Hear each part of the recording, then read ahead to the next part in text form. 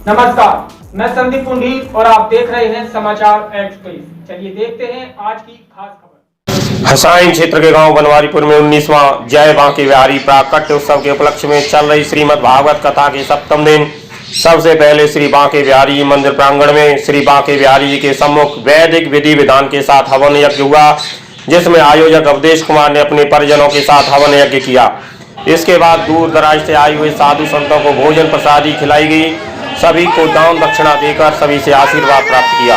इसके बाद कथा पांडाल में देवकी नंदन ठाकुर जी महाराज का पूर्व जिलाध्यक्ष ओमवती यादव द्वारा महाराज जी को चांदी का मुकुट पहनाकर स्वागत सम्मान किया गया व उनसे आशीर्वाद प्राप्त किया। कस्बा हसाइन की सुधा गुप्ता, भारतीय किसान यूनियन भानु के राष्ट्रीय अध्यक्ष भानु प्रताप सिंह, पूर्व विधायक सुरेश प्रताप गांधी, भाजपा नेता सुनील गुप्ता, सिकंदराव प्रधान संगठन अध्यक्ष बबलू सिसोदिया व एसओ हसाइन मृदुल कुमार सिंह आदि ने भी महाराज जी से आशीर्वाद प्राप्त किया। सातवें दिन की कथा में देवकी नंदन ठाकुर जी महाराज ने बताया कि ब्रह्मांड में जो कुछ भी होता है वह सब ठाकुर जी की मर्जी से ही होता है।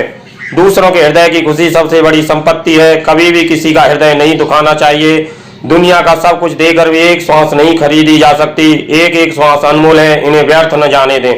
महाराज जी ने कहा कि हम लोग संसारी कार्यों के लिए भगवान का भजन छोड़ देते हैं, लेकिन भजन करने के लिए काम नहीं छोड़ते हैं। भजन अभी नहीं किया तो कभी नहीं, भजन करना है तो आज से ही करें। भगवान ही पूर्ण है, पूर्ण काम है। सबसे पहले हमें सच्चा इंसान बनने का प्रयास करना चाहिए। अपनी माँ बहनों का आदर सम्मान करना सीखें। मैकाले की शिक्षा के कारण ही हमारे नैतिक मूल्यों का हनन हुआ है। जिसे संसार में कोई स्वीकार नहीं करता उसे भगवान ही स्वीकार करते हैं। हमारी दुर्गति इसलिए होती है क्योंकि हम अपने गुरुजनों, आचार्यों, साधु संतों की बातों को नहीं मानते। जिस दिन हम अपने साधु संतों, गुरुजनों, धर्माचार्यों का आदर सम्मान करना शुरू कर देंगे, उसी दिन हम उन्नति के मार्ग पर अग्रसर होने लगेंगे। भारत पुनः विश्व गुरु बन जाएगा। जितना ध्यान वह समय हम धन कमाने पर लगाते हैं, उसका आधा भी समय हम अपने बच्चों पर लगाएं तो हमारा घर स्वर्ग बन जाएगा। भगवान भी सुबह जल्दी जागते हैं, ध्यान करते हैं, फिर ब्राह्मणों से वेद पुराण सुनते हैं। जबकि भगवान सर्वज्ञ हैं, वह यह सब अपने बच्चों व समाज को प्रेरणा देने के लिए करते हैं। हमें दूसरों को क्षमा करना सीखना चाहिए। हमें सहन करना सीखना चाहिए। सभी के साथ में मधुर व्यवहार करना चाहिए। इससे समाज में सम्मान मिलेगा। क्षमा करना सबसे बड़ा गुण है। और आगे बताया कि जो भगवान के भक्त होते हैं वह कभी अपने इष्ट की बुराई नहीं सुनते। महिलाएं पृथ्वी पर त्याग की जीती जागती मूर्ति हैं। जैसा हम दूसरों के साथ व्यवहार करते हैं वैसा ही व्यवहार हमारे साथ होता है। संत, ग्रंथ, गाय, देवालयों की रक्षा करना ही क्षत्रियों का धर्म है। असली मित्र वह है जो हमारा विपत्ति में साथ दे। लड़कियों को शादी से पहले अपनी माँ को मित्र बनाना चाहिए तथा शादी के बाद अपनी सास को अपना मित्र बनाएंगी तो घर स्वर्ग बन जाएगा। विद्यार्थियों को कम खाना, कम सोना व एकाग्रता के साथ पढ़ना चाहिए। जो भी व्यक्ति किसी का हक खाता है उसे एक दिन दरिद्री बनना पड़ता है। व्यक्ति जो भी कर्म करता है उसे उस कर्म का फल एक दिन अवश्य में वही भोगना पड़ता है। कभी भी अपने बड़ों का उपहास न करें, हमेशा उनका सम्मान करें। युवाओं को नशे से बचना चाहिए, कभी भी नशा नहीं करना चाहिए। तक जिले तक और जिले से बाहर तक भी सोशल मीडिया के माध्यम से एक बार सभी पत्रकार बंधुओं को, मैं नाम नहीं लूंगा किसी का, लेकिन जोरदार ताली बजाई।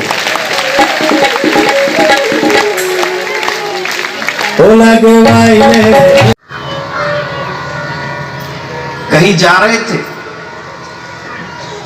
पैर में ठोकर लगी, भजन नहीं किया। क्यों? आज थोड़ी तबीयत डाउन है। और तो और कहीं जाना हो किसी जरूरी काम से तो न खाना छोड़ेंगे, न नहाना छोड़ेंगे, न आना छोड़ेंगे, न जाना छोड़ेंगे, सबसे पहले भजन छोड़ेंगे। चलो कल कर लेंगे, आज के बटका कल कर लेंगे। तो मुझे बताइए अंतिम समय कैसे होगा? इसलिए मैं युवाओं से कहता हूं, अभी नहीं तो अभी नहीं। आओ अपने जीवन को सुंदर बनाओ, मेरे ठाकुर के गीत गाओ, बुरे लोगों के संग को छोड़ाओ और अच्छे साधु संगों का संग करो, जिससे तुम्हारा जीवन सुधर जाए। अपना कल्याण करना तुम्हारी जिम्मेदारी है। समाज में कोई तुम्हारा कल्याण नहीं करेगा। समाज की छोड़ो, तुम्हारे घर में तुम्हारा कोई कल्याण नहीं करेगा। ये भी रिस्पॉन्सिबिलिटी तुम्हारी है। चाहे तो ऐसे ही बैठे बैठे मर जाओ, चाहे भजन कर करके मर जाओ। इट्स अप टू यू, आपके ऊपर। मैं तो आज और समझा रहा हूं, जिन्हें अच्छी लगे समझ लेना, और जिन्हें अच्छी न लगे जब मैं जाऊं तो मेरी बात मेरे साथ भेज देना, और आप ऐसे ही मस्त रहना, जो चाहो सो करो, लेकिन जो चाहो सो करो से पहले इससे परिणाम याद रखना कि कोई और है जो ऊपर तुम्हारा इंतजार कर रहे हैं। कढ़ाई भी है वहां बढ़िया सी, गरम तेल है उसमें, नीचे आग लगी हुई है,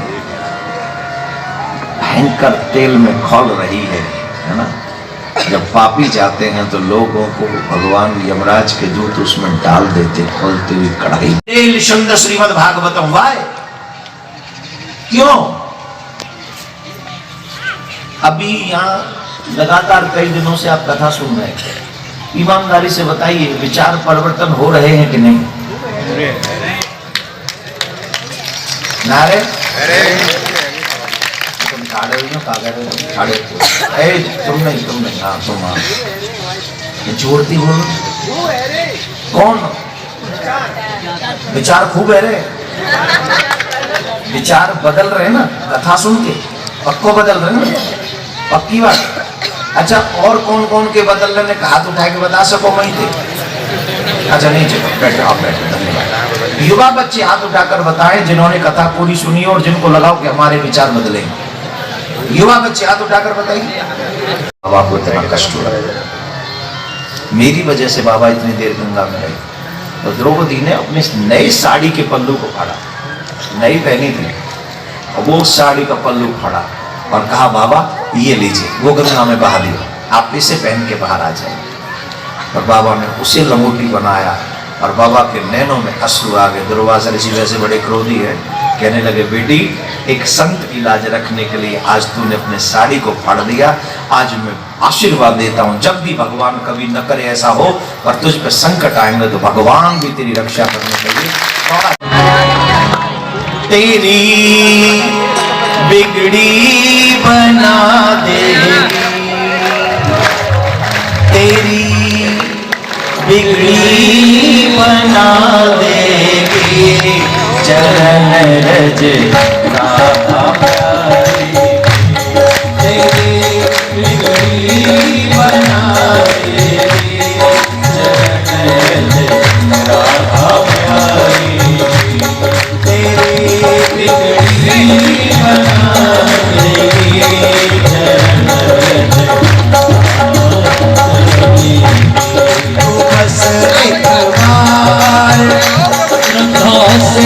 गुरु के यहाँ खाली हाथ मत जाओ, मित्र के यहाँ कभी खाली हाथ मत जाओ, चाहे कुछ भी हो। वैसे तो कहते किसी के यहाँ भी खाली हाथ नहीं जाना चाहिए, किसी के यहाँ खाली हाथ नहीं जाना चाहिए, चाहे कुछ नहीं तो 2 बेर ले जाओ, बेरिया पे बैल मिल जाए बेरिया, 2 बेर तोड़ लो और वो बेर ले जाके दे दो। खाली हाथ मत जाओ, खाली हाथ जाना शुभ नहीं मानते किसी के भी घर में। तो वो भगवान भी है, वो मित्र भी है, वो राजा भी है, मैं खाली हाथ कैसे जाऊं? हमारे पास तो 2 मुट्ठी चावल भी नहीं है जो हम उन्हें दे सके। तो सुशीला जी पड़ोसन के यहाँ गई, उनसे 2 मुट्ठी चावल मांगे, बड़ी कह सुन के उसने वो चावल दिए कि ठीक है सुधा द्वारिकापुरी जा रहे हैं तो कैसे करना, पर हमें तो कर दो, हमका तो करती है हमारे तो सब कुछ तुम ही हो, बताएगा ना तुम हम जैसे लिख रहे हो, तुम तो कुछ ये जितने बैठे ना इतकू कहवे की हिम्मत ना मेरी है, तो ये तुम थोड़े से बैठे हुए भुगता आदमी, थोड़े गाड़ी वाड़ी और राइफल धारी और पहले दिन लीला कटारी और ऐसी लीला है, राधे राधे बोलना पड़ा।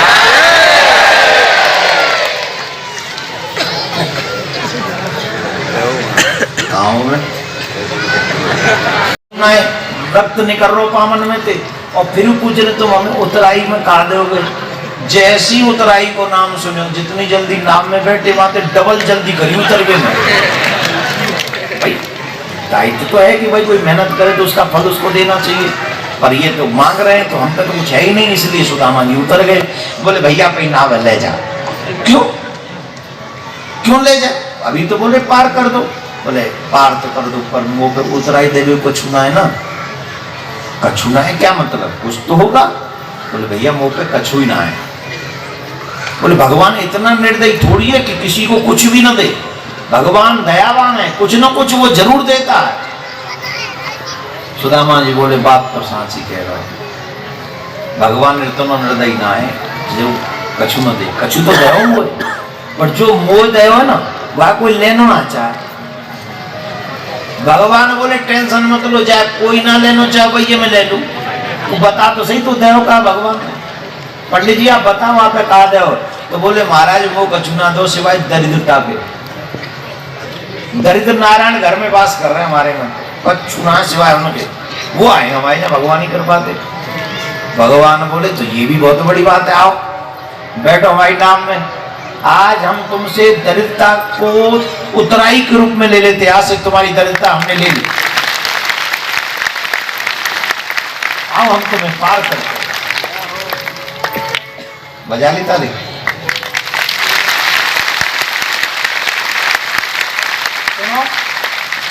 सुनो अब एक प्रश्न और आपसे, ईमानदारी से बताओ, इस संसार में तुम्हारा एक वो व्यक्ति जो तुम्हारी दरिद्रता में शेयर कर सके? कोई भी एक्स वाई जेड है? जाए मौको मिलेगा ना, कोई दबा दिया और चेक मिलेगा, सिग्नेचर भयो भाई, रकम अपने आप लिख देगा।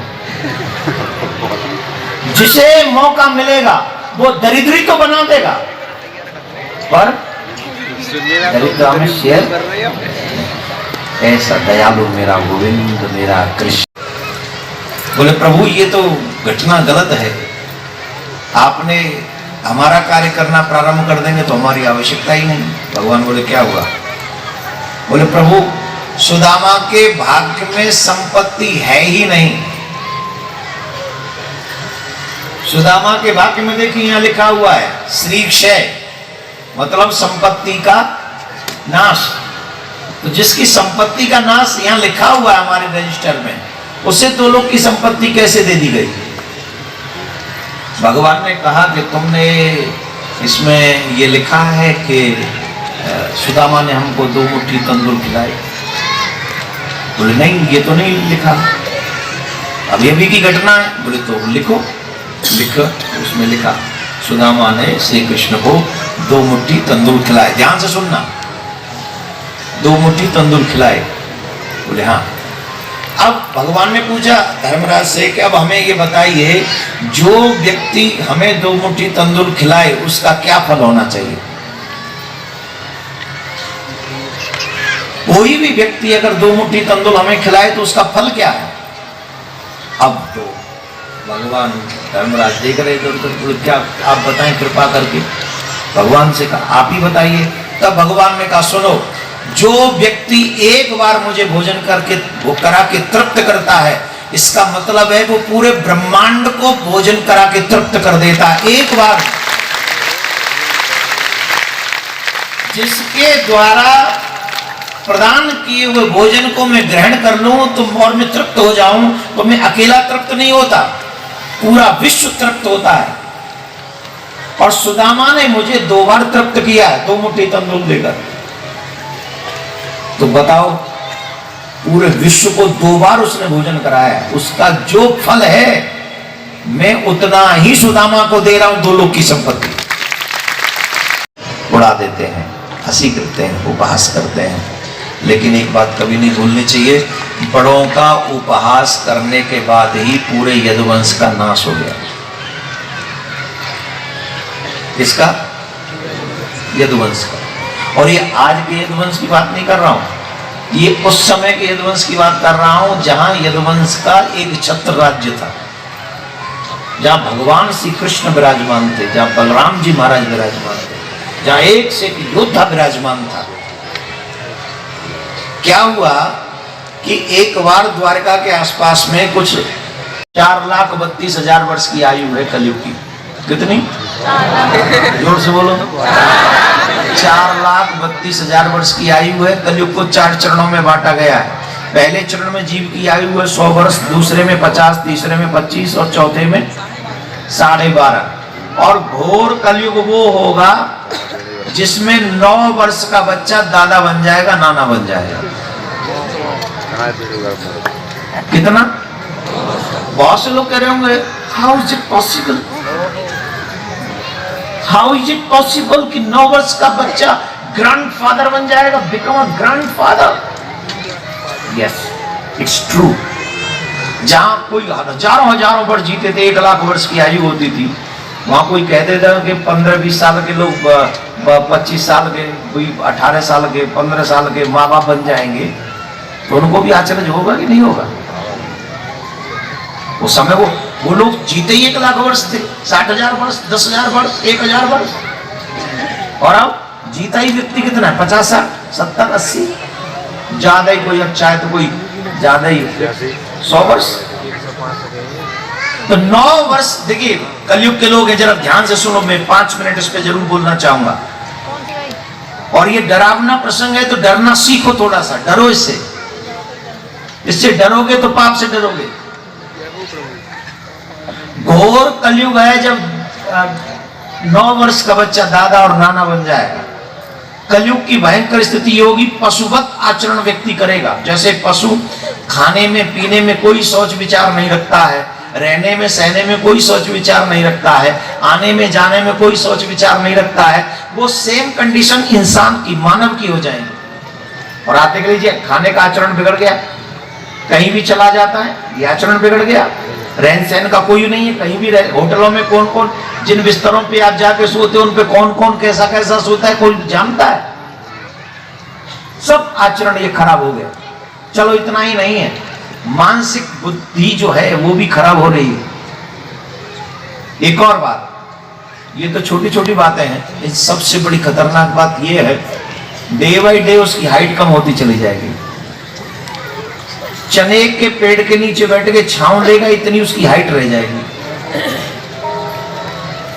और कर्म वाइज अगर उसके शुद्धिकरण की बात की जाए या उसके कर्म की बात की जाए, तो आज तो हमें पता है कि हमारा सरनेम क्या है। आने वाले समय में किसी बाप का भी पता नहीं होगा, कि माँ का भी नहीं पता होगा, बेटे का भी नहीं पता होगा मेरा बेटा है किसका बेटा। जैसे पशुओं में स्थिति होती है कि जिससे जन्म लेते हैं, वयस्क होने के बाद उसी के साथ रमण करते हैं, वही स्थिति कलकाल में मनुष्य की हो जाएगी। न माँ होगी, न बहन होगी, न बेटा होगा, न पति होगा, न पिता हो, कुछ नहीं। जैसे पशुओं का व्यवहार है। अब पशुओं की शादी थोड़ी होती है भामा डाल के। कई लोग कहते हैं क्या जरूरत है वेद वेद करवा के, सिग्नेचर करो, आप मिलेगा आपको सभी को। सच्चिदानंद रूपाय विश्वोत्पत्त्यादि हेतवे तापत्रय विनाशाय श्री कृष्णाय वयं नमः। श्री कृष्णाय वयं नमः। सदचित सदगण आनंद गण चित गण आनंद गण नंदनंदन सर्वेश्वर श्री कृष्ण को सदगण चितगण आनंद गण सच्चिदानंद भगवान को हम नमन करते हैं, उन्हें प्रणाम करते हैं और उनको प्रणाम करके श्रीमद् भागवत प्रारंभ करते हैं।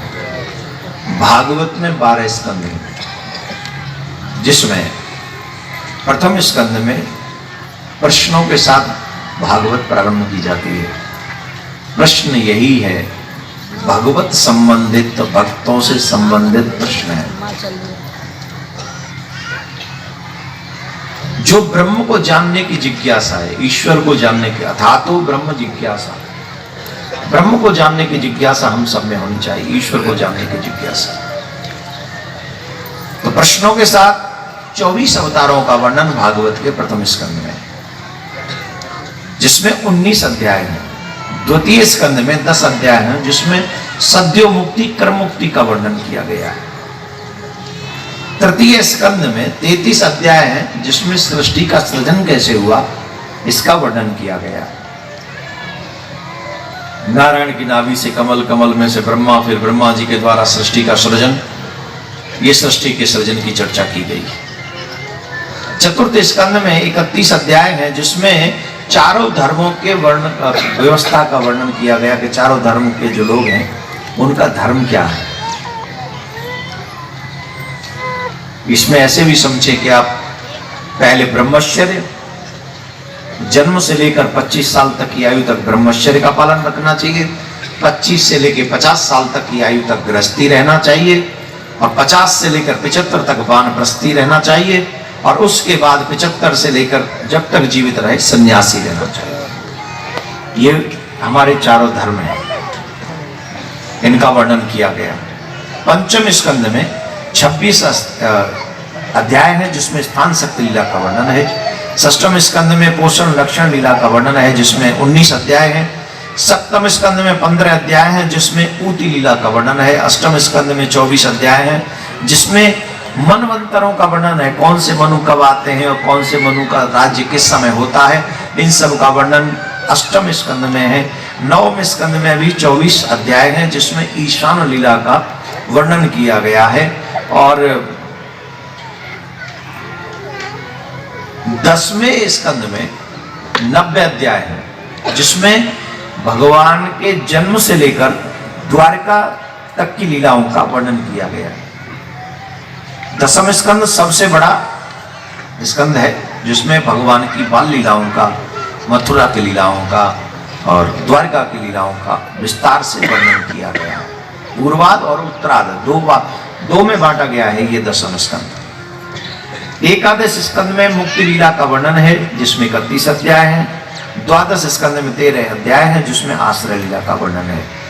इति संपूर्ण श्रीमद् भागवत, जिसमें 335 अध्याय हैं, 18,000 श्लोक हैं,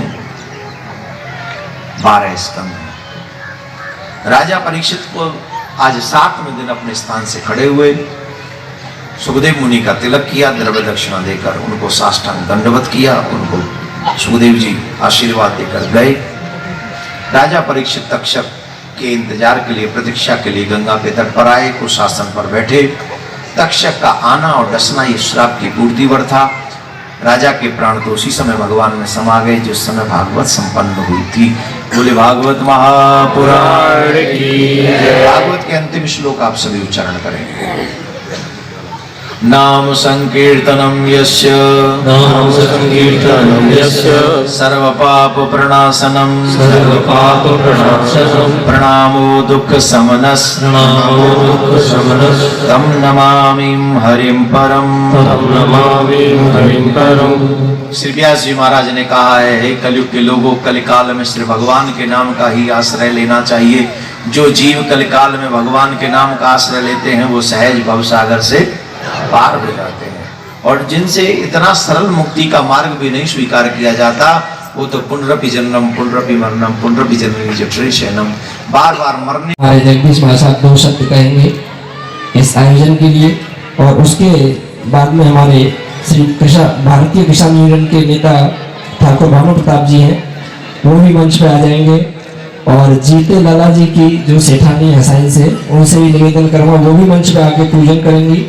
और ठाकुर रविंद्र पाल सिंह जी जो विधायक हैं छर्रा से, आप भी आके भागवत पूजन करें। और ओमवती जी आप भी आ जाएं। व्यासपीठ पर विराजमान परम पूज्य आचार्य श्री, सभी उपस्थित श्री देवकी नंदन,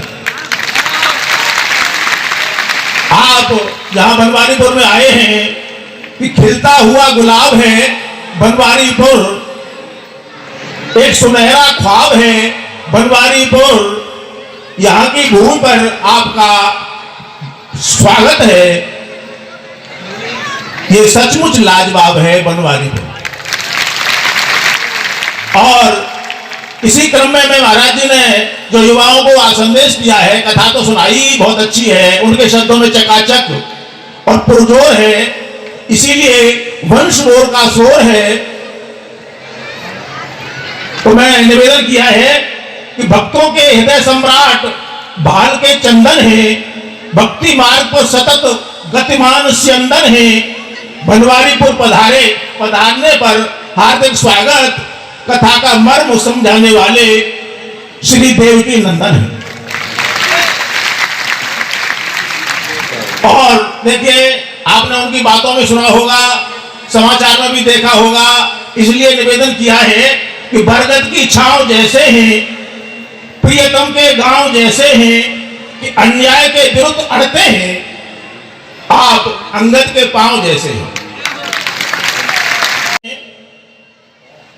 माधुर्य हैं, प्रसाद हैं, ओज हैं, बहुत ही लोकप्रिय हैं आचार्य श्री, आप भक्ति सरोवर के सरोज हैं। बहुत बहुत धन्यवाद जो कि पूज्य महाराज श्री के लिए आपने अपनी भाव पुष्पांजलि भेंट की। और आप सभी से निवेदन करूंगा कि आप सभी खड़े नहीं रहें, आप बैठ जाएं। आज की लास्ट की आरती का दर्शन, भागवत विदाई का दर्शन करके ही हम सबको जाना चाहिए, जिससे कि हमें सातों दिन का लाभ मिल सके। और जिनके पास कार्यकर्ता नहीं पहुंच पाते हैं तो पीछे दान पात्र लगे हुए हैं, आप अपनी सेवा वहाँ भी दे सकते हैं, कार्यालय पे भी जाके दे सकते हैं। और इसी श्रृंखला में हमारे भारतीय किसान यूनियन के श्री ठाकुर भानु प्रताप सिंह जी इस कार्यक्रम के लिए 2 शब्द कहेंगे। आप सभी धैर्यपूर्वक उन्हें श्रवण करें। उसमें हमारे परम पूज्य अंतरराष्ट्रीय कथावाचक श्री मान और पूजनीय देवकी नंदन ठाकुर जी के चरणों में बार बार प्रणाम करता हूं और प्रणाम करता हूं जिन्होंने ये कार्यक्रम का आयोजन करवाया है। अवधेश कुमार सिंह के चरणों में बाण बढ़ाता है, इसलिए क्या क्या बढ़ाई करूं मैं अपने अवधेश कुमार सिंह की। मैंने तो ये संकल्प ले लिया है, उनके हर काम में उनके लिए भी जान दे दूंगा। और देवकी नंदन महाराज जी से भी कह रहा हूं, जहां लड़ाई हो, मेरा नाम है भानु। भानु फ्री में पूरे विश्व को प्रकाश देता है।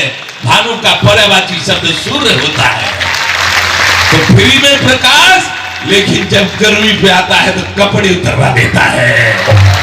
इसलिए जो यहाँ भक्त विराजमान है और जो मेरी बात सुन रहे हैं, चाहे मुझसे छोटे हैं, चाहे मुझसे बड़े हैं, चाहे मेरी बहन है, चाहे मेरी बेटी है, चाहे मेरे भैया हैं, चाहे मेरे बेटा हैं, चाहे बुजुर्ग हैं, क्यों कि बड़े भाग मानुष तन पावा, सुर दुर्लभ सदग्रंथ गावा, ईश्वर अंश जीव अविनाशी। इसलिए आप ईश्वर के अंत, इसलिए आपके सभी के जो आवाज सुन रहे हैं, चाहे छोटे हैं चाहे बड़े, से मुझे कोई मतलब नहीं, मैं सबसे छोटा हूं। आपके चरणों में इस भागवत प्रांगण के समाप्ति के दिन आपके सबके चरणों में मैं अपना सर रखकर आपका सम्मान, आपका स्वाभिमान, आपका मान बढ़ाता हूं। और इस तरह हर साल हमारे पूजनीय जो यहाँ करवाते हैं अवधेश कुमार सिंह, इसमें ऐसे ही भाग लेते रहना। और ईश्वर की कृपा से वो दिन दूने और रात चौगने बढ़ेंगे, कोई उनका कुछ नहीं बिगाड़ सकता। क्यों कि प्रबल प्रेम के पाली पड़कर प्रभु को नियम बदलते देखा, और अपना मान भले ही टल जाए पर जन का मान टलते देखा। ऐसे ही 1 मिनट ढूंढ लूंगा, एक बजा दोगे, कुछ बजा दोगे ना, तो 1 मिनट इसलिए कि द्रौपदी का जब चीर हरण हो रहा था, दुशासन खींच रहा था, द्रौपदी विनय कर रही थी, कोई नहीं सुन रहा था। सारे भीष्म पितामह कर्ण, द्रोणाचार्य और सब नीचे कदम डाल गए थे। तो विश्वास और आसरा किनका था? एक कन्हैया था। तो क्या कह रही हैं?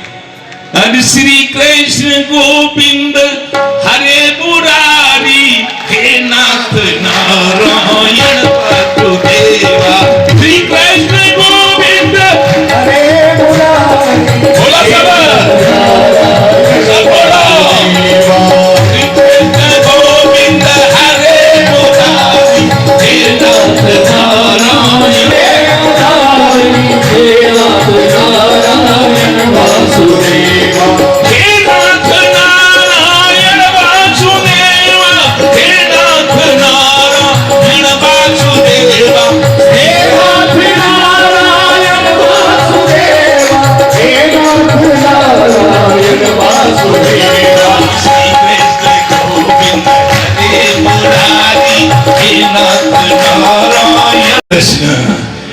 तीर बन गई।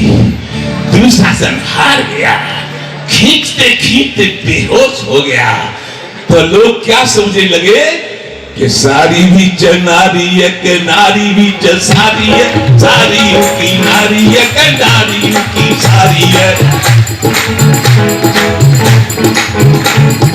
सारी भी नारी है के नारी भी सारी है, सारी की नारी है के नारी की सारी है।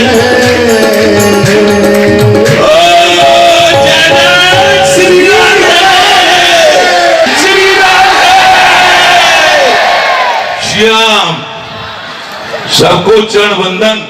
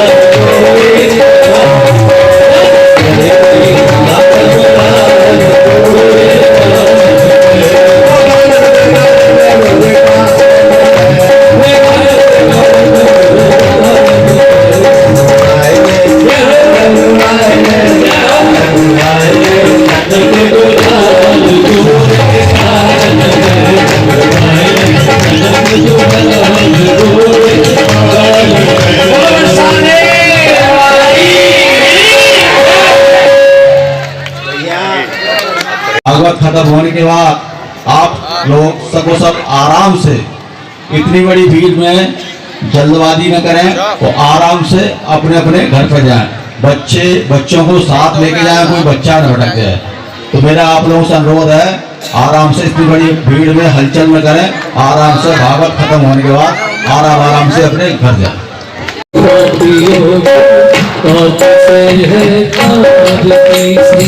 भागवत भगवान की है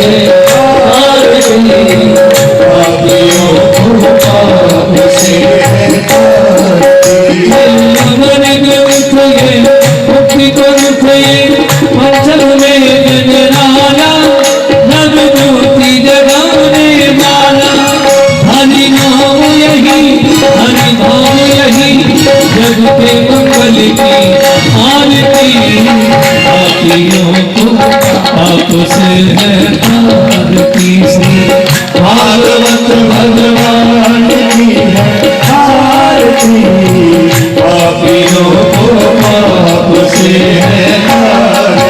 ये साथ भी पावन पुनि पापों को मिटाने वाला, हर दरस कराने वाला, ये सुख करनी यद को हरनी, श्रीमद सूरन की आरती, पापियों को आपसे है तारती, सावन भगवान की है आरती, पापियों को आपसे है तारती, पापियों को आपसे है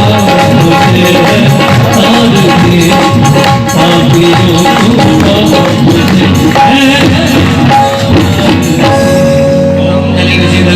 है। देवादिवंदनम आरोग्यार्थे आत्माभिवंदनम।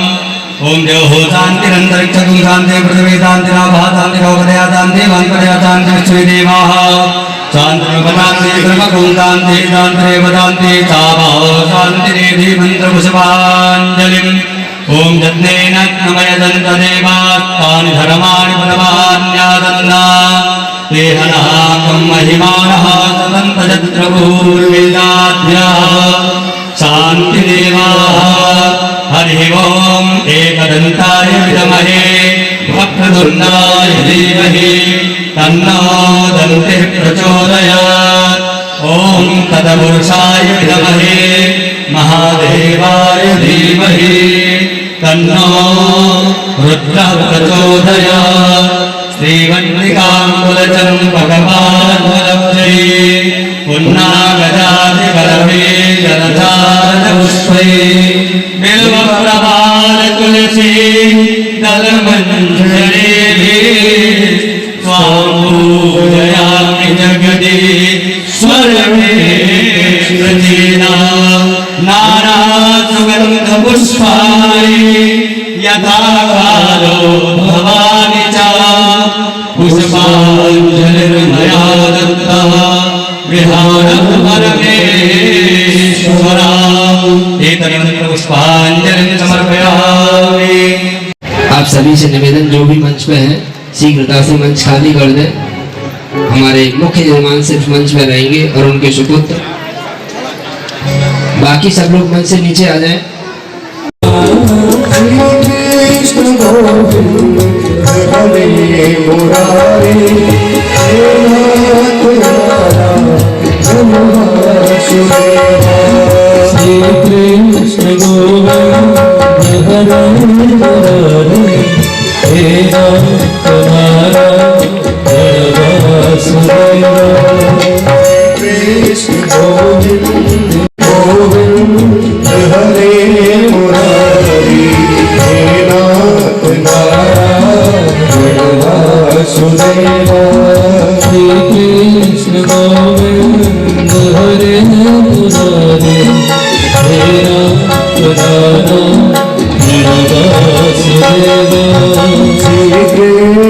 गोविंद हरे मुरारी, हे नाथ महापुराण की जय। भागवत महापुराण की श्री ठाकुर जी महाराज की।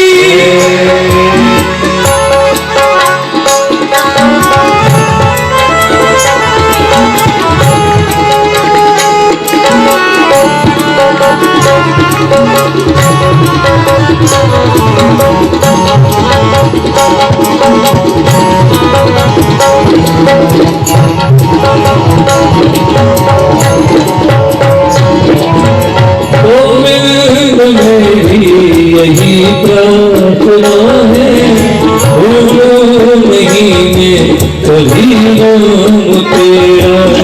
गोविंद मेरी यही प्रार्थना है, भूलो नहीं कभी नाम तेरा। जिस काम होके सदा ये पुकारूं, गोविंद दामोदर माधवेरी। जिस काम होके सदा ये पुकारूं, गोविंद दामोदर माधवेरी। श्री कृष्ण गोविंद हरे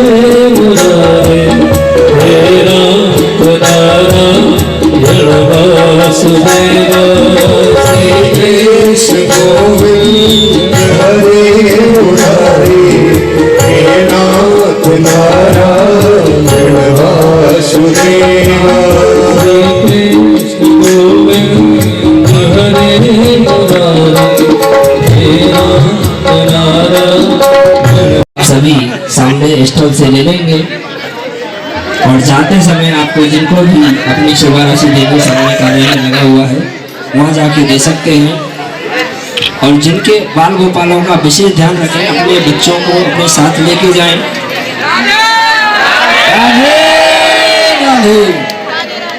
आप लोग घर के लिए प्रस्थान करें आराम आराम से। तो मित्रों, देश और दुनिया के साथ साथ अपने आसपास की हर छोटी बड़ी अहम खबर के लिए आप देखते रहिए समाचार एक्सप्रेस। जय हिंद।